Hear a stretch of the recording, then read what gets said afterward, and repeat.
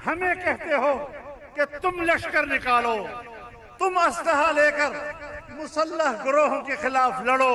अगर नौबत यहां तक आ गई है कि फौज फजलुर रहमान से कह रही है कि लश्कर तुम बनाओ और लड़ो, हमसे लड़ा नहीं जाता, हम लड़ने जोगे नहीं रह गए।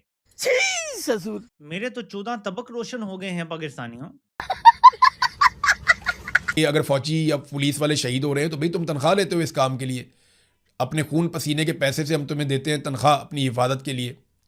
तो तुम, ये ऑप्शनल तो नहीं था, तुमने खुद ही कहा था कि हमने ये नौकरी करनी है, हमें पैसे मिलने चाहिए, तो मिल रहे हैं, अब लड़ो। हमें क्यों कहते हो कि लश्कर बनाए और बना के बंदूकें उठा के असला हम इनके सामने मुकाबले में आ जाएं? तोबा तोबा तोबा। अगर भारतीय रॉ ये करने में कामयाब हो गई है कि बलूचिस्तान में भी उन्होंने शोरिश पैदा कर दी, खैबर पख्तूनख्वा में भी कर दी, सारे ग्रोहों को भी इकट्ठा कर दिया, आपके खिलाफ दहशतगर्दी भी बढ़ा दी, आपका जीना हराम कर दिया, तो फिर नंबर 1 आप तो ना हुए, नंबर 1 तो रॉ हो गई। अस्तगफुरुल्लाहुल अज़ीम, ये उम्मत का क्या हाल हो गया है। नमस्कार दोस्तों, मैं हूं सौरभ एक और नए वीडियो के साथ। दोस्तों, पाकिस्तानी फ़ौज का तो एक अपना बोले ना कि आदत सी बन गई है कि वो सरेंडर करने में, पतलूने उतारने में एक नंबर पे पहुंची हुई है। पहले ये लोग दावा करते थे कि हमारी फ़ौज नंबर 1 है और हमारी ISI एजेंसी नंबर 1 है, लेकिन अब पतलूने उतारने में पाकिस्तानी फ़ौज नंबर 1 पे पहुँच चुकी है। क्योंकि हर जगह अब PLA वालों से, TTP वालों से, या जो भी पाकिस्तान में दहशतगर्द ग्रुप है, उससे पाकिस्तानी फ़ौज अब क्लियर कट ये डिनाई कर गई है कि भाई हम नहीं लड़ेंगे। अब मुनीर बेसिकली वहाँ के जो पॉलिटिकल पार्टी है उन लोगों से हेल्प मांग रहा है कि भाई आप लोग अपना आदमी को तैयार करें और आप लोग हमारे साथ लड़ें। अब ये सिचुएशन आ गई है पाकिस्तानी फ़ौज के लिए। मतलब सच में कैसा ये लोग मुंह दिखाते हैं, और बाकी जो मुनीर के चमचा है, सबसे बड़ी बात है कि वो लोग कैसे बात करने बैठ जाते हैं कि भाई हमारी फ़ौज नंबर 1 है, हमने भारत को शिकस्त दे दी तो हमने रूस को शिकस्त दे दी, मतलब पूरी दुनिया के फ़ौज को तो ये शिकस्त दे चुके हैं। लेकिन यहाँ पे TTP BLA वाले जो भी दहशतगर्द ग्रुप है पाकिस्तान के अंदर, मतलब BLA वाला तो दहशतगर्द ग्रुप नहीं है, उनको BLA वाले खुद दहशतगर्द नहीं बोलेंगे, लेकिन बाकी जो भी है उनसे ये समझ नहीं पा रहे हैं। तो ये हाल है। तो चलिए देखने का दोस्त, सबसे पहले इस वीडियो को देखते हैं, और अगर वीडियो अच्छा लगे तो वीडियो को लाइक जरूर से कर दीजिएगा, चैनल पर ना तो चैनल को सब्सक्राइब कर लीजिएगा, बेल आइकन प्रेस करना ना भूलें, ताकि हर आने वाली लेटेस्ट वीडियो का नोटिफिकेशन आपको मिल सके, और अपनी राय कमेंट्स में जरूर से दीजिएगा। तो चलिए सबसे पहले इस वीडियो को स्टार्ट करते हैं, फिर मिलते हैं वीडियो के एंड में। एक तो फजलुर रहमान ने कहा कि बलूचिस्तान में बगावत पहले बलोच इलाकों तक महदूद थी और अब पश्तून इलाके भी खून से नहला दिए गए, और इसके लिए उन्होंने जिम्मेदार करार दिया पाकिस्तान की मिलिट्री एस्टेब्लिशमेंट को। उन्होंने कहा कि अब वहां से 50 लाशें आ रही हैं जो पश्तून इलाके हैं और वहां पे बगावत पहुंच गई है। कोई रियासती रिट बाकी नहीं है, बच्चे स्कूल नहीं जा सकते, मगरिब के बाद पुलिस बाहर नहीं निकल सकती। ये हालात बलूचिस्तान में और खैबर पख्तूनख्वा में दोनों जगहों पे हैं। लेकिन बलूचिस्तान का तो बेड़े ही गर्क हो गया। फजलुर रहमान साहब ने दूसरा इंकशाफ किया कि हमें कहा जा रहा है कि हम लश्कर बनाकर निकलें, हथियार उठाकर निकलें। उन्होंने कहा जी हमने तो इनकार कर दिया कि हम हथियार उठाकर नहीं निकलेंगे, आप हमें लड़वा देंगे, फिर आप बीच में से निकल जाते हैं।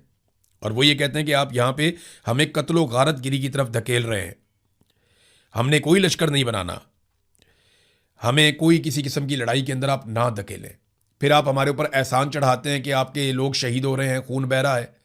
भई आप इसके लिए पेटी बांधते हैं, तनख्वाह लेते हैं, हम आपको अपने खून पसीने की कमाई से टैक्स देते हैं और उसमें से आप तनख्वाह लेते हैं। तो आपको जिस काम के लिए तनख्वाह दी जाती है आप वो काम करें, अपने खून का एहसान हमारे ऊपर मत डालो। ये फजलुर रहमान साहब ने कहा क्लियर अल्फाज में। ये बात अगर कोई पाकिस्तान तरीके इंसाफ का आदमी कहता तो उसको इंडिया का एजेंट करार दे दिया जाता, लेकिन फजलुर रहमान साहब को इतनी तो छूट है। उन्होंने बड़ी क्लियरली ये बात की कि अगर फौजी या पुलिस वाले शहीद हो रहे हैं तो भाई तुम तनख्वाह लेते हो इस काम के लिए, अपने खून पसीने के पैसे से हम तुम्हें देते हैं तनख्वाह अपनी हिफाजत के लिए। तो तुम, ये ऑप्शनल तो नहीं था, तुमने खुद ही कहा था कि हमने ये नौकरी करनी है, हमें पैसे मिलने चाहिए, तो मिल रहे हैं, अब लड़ो। हमें क्यों कहते हो कि लश्कर बनाए और बना के बंदूकें उठा के असला हम इनके सामने मुकाबले में आ जाएं? फजलुर रहमान से कहा जा रहा है लश्कर बनाने का, तो भाई फौज किस चीज की तनख्वाह ले रही है? पूरे पाकिस्तान के स्याह सफेद के मालिक हैं, 3000 अरब का ऑफिशियल बजट है, अनऑफिशियल बजट अनलिमिटेड है, और लश्कर फजलुर रहमान से बनवा रहे हो भाई। फजलुर रहमान कहता है कि खैबर पख्तूनख्वा में कोई हुकूमत नहीं है, और वो ये नहीं कह रहा कोई सिविलियन हुकूमत नहीं है। ये फजलुर रहमान भी जानता है कि पूरे मुल्क पे हुकूमत तो फौज ही करती है। तो ना उनकी बलूचिस्तान में हुकूमत है, ना खैबर पख्तूनख्वा में हुकूमत है। खैबर पख्तूनख्वा में भी ऐसे इलाके हैं कि शाम के बाद पुलिस बाहर नहीं निकल सकती। मैं पुलिस की बात कर रहा हूँ, ये फजलुर रहमान जिस तरह बता रहे हैं तो मैं वो आपको बता रहा हूँ। और बलूचिस्तान में तो पूरे बलूचिस्तान में कोयटा कैंट से 5 मिनट के फासले पे कोई नहीं जा सकता रात के टाइम। ये हालात है, दनदनाते फिर रहे हैं वहां पे गिरोह, तो आपका कंट्रोल तो खत्म हो गया।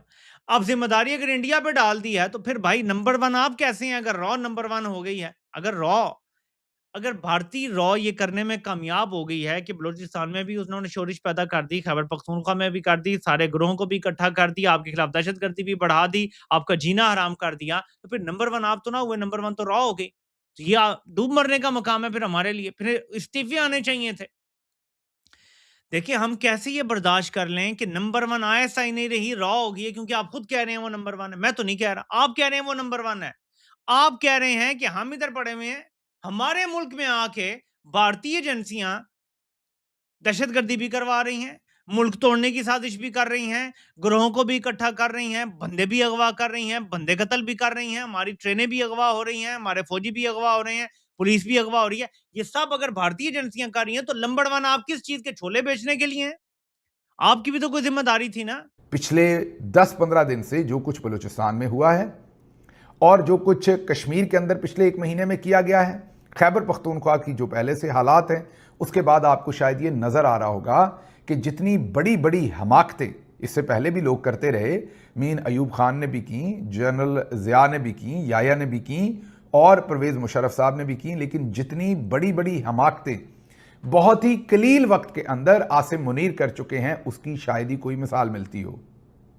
अमूमी तौर पर डिक्टेटर जो हैं वो पहले 4-5 साल के बाद कमज़ोर होना शुरू होते हैं, पहले 3 साल तो उनकी अप्रूवल रेटिंग ठीक ठाक रहती है। आसिम मुनीर वो वाहिद डिक्टेटर हैं जो एक तो रिटायरमेंट के बाद वो आर्मी चीफ बने, उसके बाद बनते ही गैर मकबूल हो गए और जितने भी वादे किए उन सब में फेल हो गए। SIFC बनाई, इन्वेस्टमेंट लानी थी, फेल। $100 अरब की इन्वेस्टमेंट इस्लामी ममालिक से लानी थी, फेल। Green initiative, fail. इन्होंने कहा कि स्मगलिंग हम खत्म करेंगे, फेल। टेररिज्म को काबू करेंगे, फेल। अब वजह यह है कि आप इनका अगर बैकग्राउंड, फौजी बैकग्राउंड देखें तब भी, और अगर नॉन फौजी बैकग्राउंड जो रिटायरमेंट के बाद से जो कुछ ये कर रहे हैं तब भी, हर तरफ इनकी किस्मत में फेलियर है। उसकी वजह यह है कि इनकी नीयत अच्छी नहीं है। हम अगर सवाल करते हैं कि भारत को रोकेगा कौन, तो आपको धंधल पड़ जाता है, आपको गुस्सा आ जाता है, दूसरा गद्दार लगना शुरू हो जाता है। भाई हम यही तो कह रहे हैं कि भारत अगर ये करवा रहा है तो रोकना किसने है? ये अच्छा, भारत जी पैसा देता है, इनको हथियार देता है, वो आते कहां से हैं? भारत ड्रोन से गिरा रहा है, क्यों हॉट एयर बलून के जरिए गिरा रहा है, उनके जहाज आके यहाँ पे सॉटिस फेंक रहे हैं। कैसे आ रहा है? बॉर्डर से आ रहा है ना। अगर असला आ रहा है, अगर पैसा आ रहा है, बॉर्डर पे कौन खड़ा है?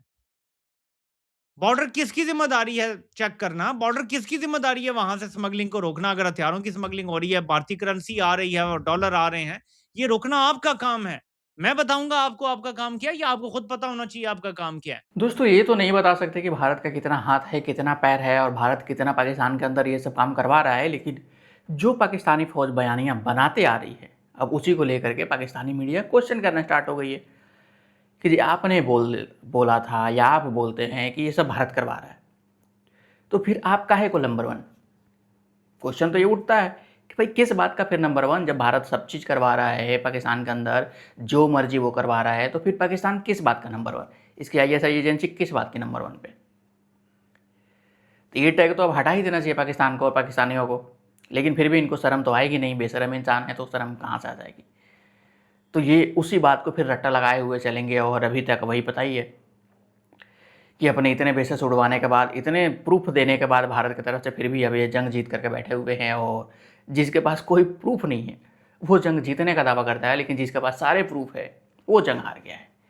ये इनका लॉजिक है। आपकी राय क्या वीडियो पे अपनी राय कमेंट बॉक्स में जरूर से दें, और अभी तक वीडियो बनाए तो वीडियो को लाइक जरूर से कर दीजिए।